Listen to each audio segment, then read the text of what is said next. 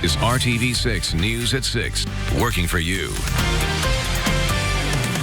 At a record pace this year, tow truck operators, police officers, and firefighters and paramedics are losing their lives all over the country. Now at 6, a tow truck company is pushing for better understanding of Indiana's slow down and move over law. The message tow truck drivers want to send to everyone tonight. A return to winter does happen in the 7-day forecast when we'll have snow changing to rain. Major changes happening at a local fire department. Now some are worried about their safety. We find out what is going on and get answers. A lawsuit over infants' Tylenol ends with a multi-million-dollar settlement. We go straight to a doctor to find out the confusion some had over the medicine and what's safe to give your child. How do you make sure that your child care you are choosing is safe and reliable? It can take some investigating. We will show you the new video from the state aiming to make your decision easier. Good evening to you. First at 6 o'clock tonight, every year, people are killed responding to emergencies on the side of the road. Indiana's move-over laws are set to protect workers performing their necessary duties on our roadways. But RTV6's Stephanie Wade shares an important message tonight from workers who feel some drivers just are not listening. It's horrible out there. People just don't move over. It's one of the most dangerous jobs in America. Chances are, if somebody gets struck out here, they're not going to go home that day. The statistics, one tow truck driver is killed every 6 days in our country. The CDC lists the towing operators as one of the deadliest positions you can have. It's tough for kids nowadays want to be able to come and apply. Most 22, 23-year-olds don't want to be out here doing what we do on the side of the road. Matthew Bartlett with Interstate Delaware and South Towing says part of the problem is they don't think about it for tow trucks. They don't consider us emergency responders. People don't always associate their crews when following the slow down move over law that requires drivers to change lanes when crews are on the shoulder of the road or slow down 10 miles per hour if that's not possible. And today, we saw drivers disregard them time and time again. We have seen several cars not even change lanes here. You're about to see it right now. And that's with 2 trucks here and flashing lights. When police officers and firefighters are killed, they're all over the national news, regional news, and they should be. Towing operators, you're lucky if you get 10 seconds of news coverage. The law goes for police, ambulance, fire, highway maintenance, utility service vehicles, garbage trucks, and tow trucks. If a driver damages emergency equipment, they'll be fined or have their license suspended. Causing injury or death can lead to prison time. It's really at the point where they need to look at changing the slow down move over law and making it a criminal offense. If you actually strike somebody, if you strike a vehicle, it should be a misdemeanor. In a world full of distractions with phones and technology. Be aware of the surroundings, give people some more space, look ahead. It's all the basic stuff they teach in driver's ed, but as a society, we've weaned away from that. Working for you, Stephanie Wade, RTV6. And you might also see these Hoosier helper vehicles out on the interstates. INDOT's program, sponsored by State Farm, assists stranded motorists, helps with traffic control or medical assistance at crash sites. If you ever need help, you can call customer service at 855-INDOT-4U or 855-463-6848. New at 6, we're getting surveillance pictures of a man who police believe could have been involved in a carjacking in Carmel. The Carmel Police Department says this man used a stolen credit card at businesses in Indianapolis and Speedway on January 3rd. Investigators say the credit card was taken at gunpoint during a carjacking in Carmel that happened on the same day. Police say this man is believed to be driving a white Ford Taurus. IMPD arrested one person in connection to that carjacking on January 3rd, but a second person got away.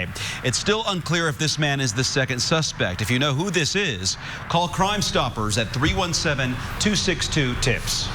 2 dry days in a row. How about that? We may not make it to a third. We'll have more on that in the second. 43 in Indy. Nice burst of sunshine late in the day. Still have pretty good glow after the sun set. Let me hit 3 moments in the forecast. We'll have some patchy fog tonight. Then the next significant event will be Friday into Saturday. Snow changing to rain. A cold blast will follow that up on Sunday. Let's jump to Friday night. I think we have some snow, potentially some very light accumulating snow in the evening. Then as we go overnight and wake up Saturday morning, we wake up to rain. As far as the cold temperatures pushing in, that will follow on Sunday. Some of the coldest temperatures in over a month. We'll let you get dressed for that shortly. They feel very betrayed. You know, they put a lot of time into this community, volunteer time. Major staffing changes are happening at a local fire department, and it's left a community divided. Owen Valley is transitioning from having volunteer to paid firefighters, but not everyone is on board with how it's being handled, and some say they're worried about the impact this will have on their safety. RTV6's Megan Sanctorum is working for you, looking into why these changes are being made and why some are so upset. When the call for help comes in, a group of volunteers are the ones who rush to respond. But many of them have now hung their gear up for good. I'm done volunteering in my community for this fire department, as long as these other guys are too. Lieutenant Joe Fry is one of the members of the Owen Valley Volunteer Firefighters Incorporated group. It's a group that the Owen Valley Fire Territory Board decided not to work with anymore. Terry English is an attorney representing the board. He says the change is needed to ensure fire protection in years to come. Fewer and fewer young people, millennials, are interested in fighting fires and becoming volunteer firemen. That's why he says the $60,000 stipend the previous volunteer group received each year to divide among volunteers is now being used toward paying salaries for staff firefighters. The department now has 2 full-time employees, and 2 more part-time employees will soon be added. Non-compensated volunteers staff the rest of the department for now. Those volunteers, however, are from a new organization, leaving some residents concerned. The way all this went down, there's 200 to 300 years worth of experience that they pretty much sidestepped and railroaded out the door. People have voiced their concerns online and through petitions, and they say this was done without input from the community. You know, we've not had any big fires since all this has changed, so, and I hope we don't, but you know, that'll be something to see there too on the response time and the knowledge. English says about 15 of those volunteers are from the previous organization and 4 are in training. We don't believe that we're putting any part of this community in jeopardy. Some still have their concerns. We were absolutely 100% for graduating towards paid personnel. However, we wanted to be a little bit of a say-so, have part of it, and they've just ceased communication with us and went their own way. Working for you, Megan Sanctorum, RTV6. And the Owen Fire Territory Board recently announced any firefighter who has previously volunteered for the department is welcome to join the new organization. Working for you, getting answers about infant and children's Tylenol. The reason? Because Johnson & Johnson recently agreed to a multi-million-dollar settlement after consumer claims of misleading packaging. That means you could be getting some money. More on that in a minute. Dr. Brian Waggers of Riley Hospital for Children says infants' Tylenol comes in different packaging than children's Tylenol. The infant's Tylenol has a syringe to give medicine. Children's Tylenol comes with a cup for the medicine. But the class action lawsuit claimed the packaging implied that infants' Tylenol was uniquely formulated for infants. In reality, infants' Tylenol has the same concentration of medicine that is found in children's Tylenol. So the most important thing in all of this, what's safe for infants and children? So the key thing with pediatrics when you're giving a medicine is to know what the weight of the patient is, and the dosages are always given in a weight-based format. So your pediatrician can provide that to you. If you need help with that, the pharmacist can help you with that as well. And if you flip that box over on the back, there are always dosing guidelines there that are based more on age and weight that you can use to get the appropriate amount of medication for your child at that point. Johnson & Johnson denies any wrongdoing but has agreed to pay $6.3 million to consumers to settle the lawsuit. The company has also agreed to clarify the packaging by saying infants' Tylenol has the same concentration of medicine as children's Tylenol. You could be eligible for a piece of that $6.3 million settlement if you bought infants' Tylenol between October 3rd of 2014 and January 6th of 2020. You must submit a claim form by April 13th. Well, the state has launched a new video to help families choose safe and reliable child care. That's why the grown-ups at Indiana Family and Social Services Administration, or FSSA, created Child Care Finder. It's the first place to go when you're looking for responsible, reliable child care right here in Indiana. The Family and Social Services Administration created this instructional video on how to use Child Care Finder. It allows you to compare licensed and registered child care facilities near your home and work. FSSA says many people simply don't know how to find good child care, and they encourage parents to use this new tool. Before you send your child, plug the provider's name into the state's Child Care Finder and look at inspection reports. Ask to see their license and ask about child-to-staff ratios. Once your child is enrolled, stop by unexpectedly at different times of the day. And keep in mind, IFA provider is unlicensed. They do not have to do background checks or CPR and safe sleep training. Moving now to the RTV6 news feed. People living in Noblesville and part of Fishers no longer need to boil their tap water. Indiana American Water has lifted the boil water advisory that had been in effect since last evening. The company says there was an equipment malfunction at the White River North Water Treatment Facility yesterday, but they found there is no contamination in the water, so it is safe to drink. Richmond, Indiana police are increasing their presence at local parks after officers found what they say appears to be a detonated explosive device at Glen Miller Park. Investigators say they found the device near a trash can today. This follows a loud explosion heard around 9 last night in the same general area. Richmond police say it's possible that the explosion from last night could be connected to the device at Glen Miller Park. A Bartholomew County teenager is dead after an overnight crash. The coroner's office says the wreck killed 18-year-old Ethan Matthew Nielsen. Investigators tell us the crash happened just after 1:30 this morning on State Road 46 between New Bern and Hartsville, Indiana. That's just northeast of Columbus. According to the coroner, the cause of Nielsen's death is trauma to the head and neck. It's still not clear what caused the incident. Right now, IMPD needs your help to identify 3 suspects accused of breaking into and taking money from a Southside ATM. Metro Police say around 5 a.m. on December 31st, the suspects used a stolen truck and chain to rip the door off at the ATM at Regions Bank in the 7900 block of Madison Avenue. Investigators tell us the 3 people took cash from the ATM and drove off in the truck. If you recognize these suspects or know anything about this case, call Crime Stoppers at 317-262-TIPS. In less than an hour, Governor Eric Holcomb will take the stage of his 4th State of the State address.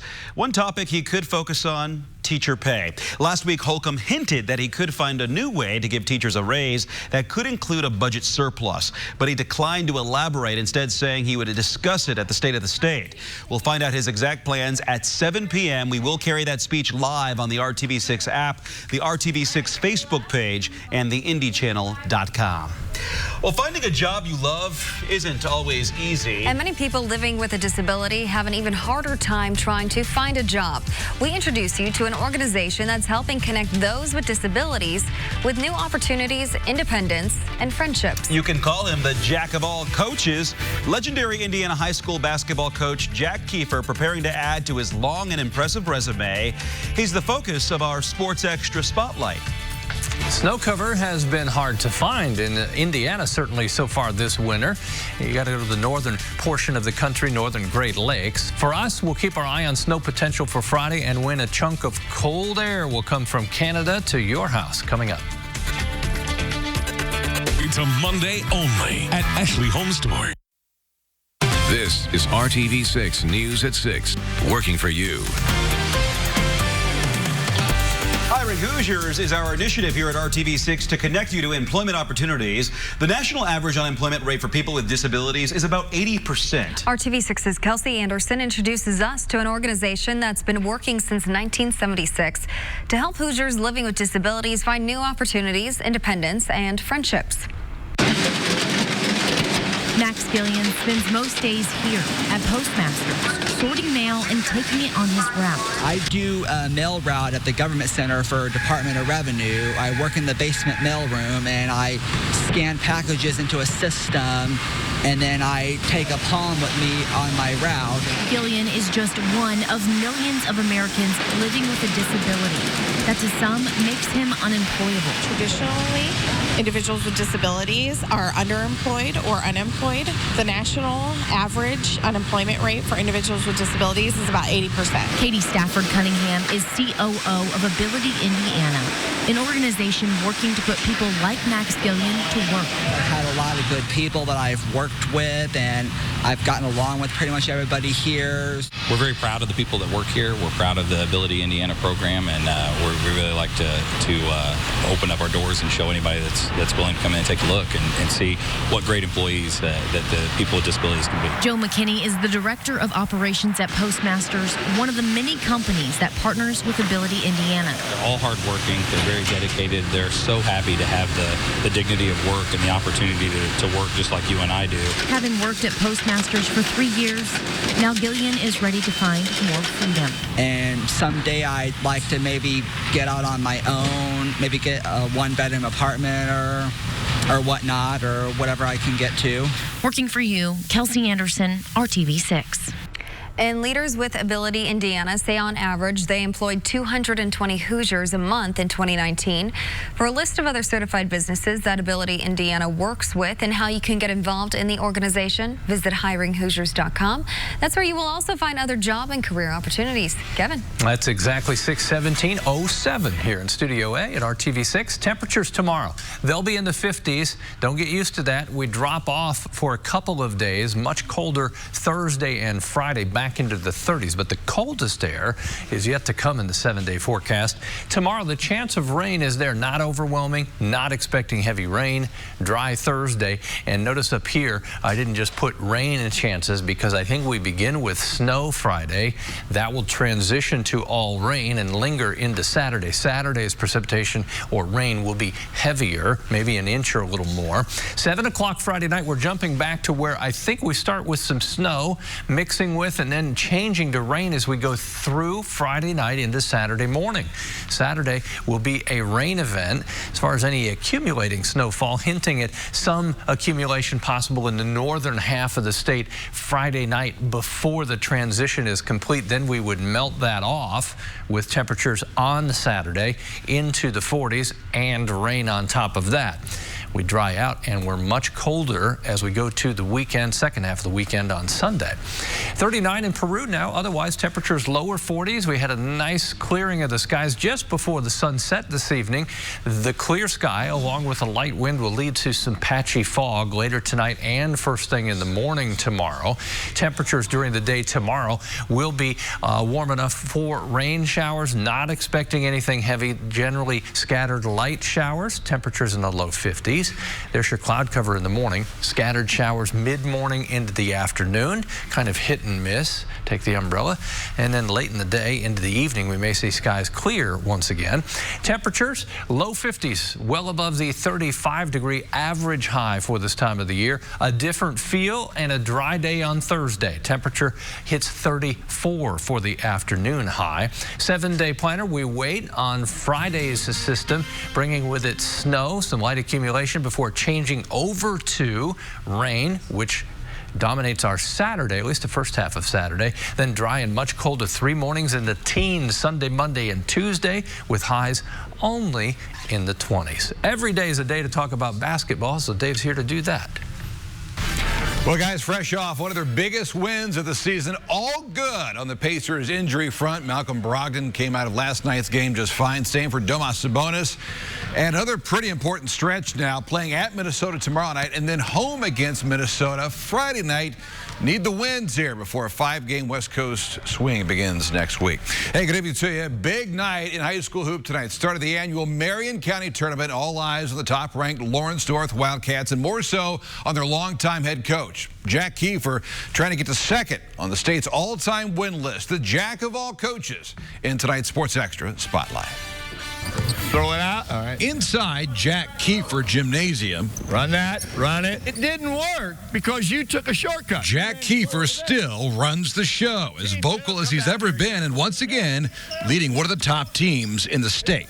I'm assuming this group is keeping you young. Is that right? No, they're wearing me out. They're wearing me out. We just jog here and jog there. Well played. He's now in his 44th season at Lawrence North. The names and jerseys on the wall read like a who's who of the state's high school history. You look up on that wall, there's a ton of names back there, right? Think about how many guys he's coached, how many championships, how many wins. Yeah, that is a lot. I don't know how he can do it. Hopefully I can be next one day. Chances are these Wildcats will have their shot among the favorites to win a 5th state title, with Jack picking up his 800th career win this season, moving into 2nd place all time, with the trophy case outside the gym marking the history of the Kiefer way. If we're playing some loud music, he doesn't want to hear that too much. But honestly, he's always real. He's real chill about like everything that we do. He's real supportive about everything that we're doing. Do you think about the number of wins you've racked up and what that number is right now? You know what's close? I'm not a number guy, but I know where I'm close to. But yeah, I don't even think about that. You've got to dribble before you pass it now. Clearly too busy working on the now, not then. You got to start sooner than that. The game has not passed him by one bit, has it? No, I don't think so. He still knows what he talk about. Out, back door, pick it, slip over here for a shot. Is there a lot of new school, old school going on here? Yeah, a lot of plays, he'll just be like, I ran this back then, and you're like, wow, and it still works. It's crazy. Okay, play. Here we go. There's no question it works. And at 76 years old, maybe, just maybe, we're only using the back door and the curl. Better than ever. Every year you probably get asked, how many more years are you going to go? Oh, yeah. What's your You old person, how long are you going to do this? You know? I don't know. We're having fun. The kids are having fun with us. They're still hustling. They still play hard. They still care. And as long as you're getting all that, you're making headway. 805 wins and counting. Lawrence North, by the way, opens with North Central tonight. First round of the Marion County Tournament. Highlights of that, much more tonight on the news at 11 o'clock. Until then, the news at 6 continues after this. This offer ends Thursday, January 16th. Well, thanks for making RTV6 your choice for news. We'll be right back here at 7. But first, World News Tonight.